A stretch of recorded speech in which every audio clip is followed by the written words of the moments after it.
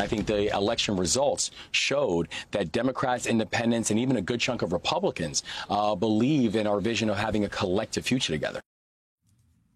Wes Moore made history last Tuesday night. He is about to be the first black governor of Maryland and just the third black governor elected anywhere in the United States. So I am pleased to welcome Governor-elect Wes Moore. Governor-elect, congratulations to you. But before we talk about your win, I have to start by asking about the newest governor-elect tonight, just called for Arizona, Katie Hobbs, former Secretary of State, defeating major election denier Kari Lake. Yeah. What's your take? I think democracy won. I think the voters are rejecting against this extreme election denying. And we saw that in our race, where, I ran this race very clearly that we were going to run on patriotism, right? We were going to run on our definitions of patriotism, where I said my definition of patriotism was that, I left my family and put on the uniform of this country and defended this country in combat. My opponent's definition of patriotism was putting on a baseball cap and asking people to join him at the Capitol. And we saw that even in the race in Maryland, we won by the largest voter margin in 40 years. In Maryland, in 40 years in Maryland, we won Democrats, we won independents, and we won a large chunk of Republicans. And I think people understand that right now, if democracy is on the line, we will defend that. And democracy won in Arizona, and it won in Maryland. Well, you've now swept in the state of Maryland. You can't argue that Republicans are standing in your way on anything.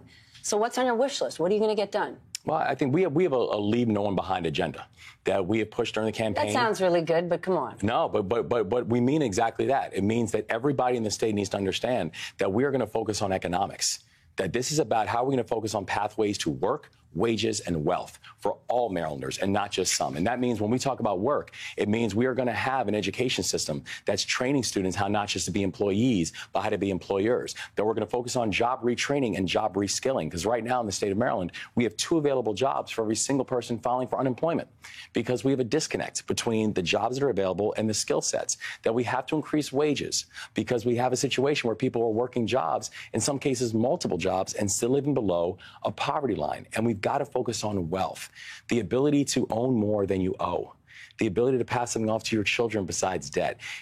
Our leave no one behind agenda is focusing on work, wages, and wealth, and that's our plan. What you didn't say was crime.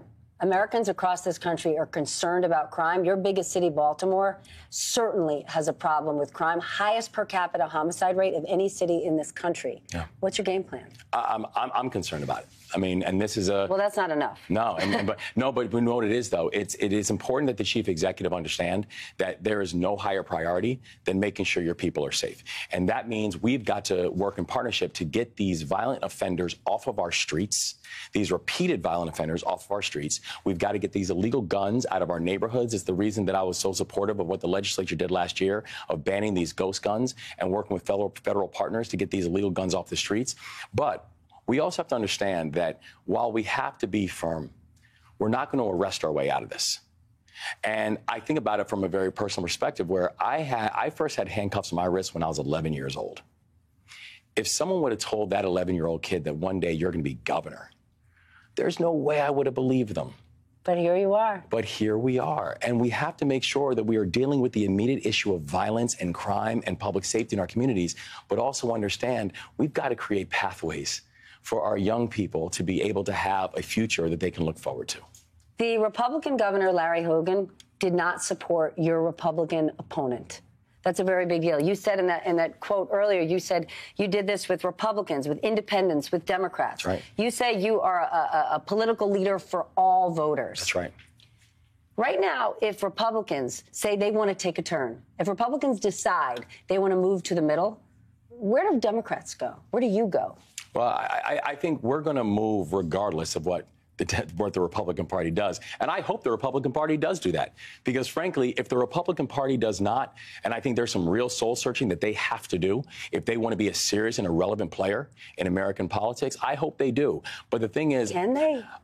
Well, I hope they can. But the reality is this. I'm not basing the way I move based on what the Republican Party is. You don't hope they can. You hope they stay crazy and go further and further to the right. Please. No, and I tell you, actually, I would rather that debate. Baloney! I would rather have, in the general election we had, I would have rather we had a chance to talk about things like the real issues that Maryland families were facing, things like how can we ensure that we can create economic growth? How can we ensure that we can have public safety as a priority? How do we make sure we have transportation assets that move people from where they live to where they work, instead of debating whether or not Joe Biden's the president? Okay, well then, Governor-elect, it sounds like you would like to be on a bigger debate stage, and there's already talk about you potentially running for a bigger job in the future. I got to tell you, I Please. have a dream job right now. Right now? No, I am so focused on this being Maryland's future, and it's going to be Maryland's decade. This is going to be Maryland's time. Because if you think about the assets in the state of Maryland that we have, the challenge of Maryland is that we are asset rich, but we are strategy poor. This is Maryland's time to get this right. And this is time for Maryland to show the rest of the country what it means to build a state that leaves no one behind. And that is what I'm so excited about. Old Bay for everyone. There you go.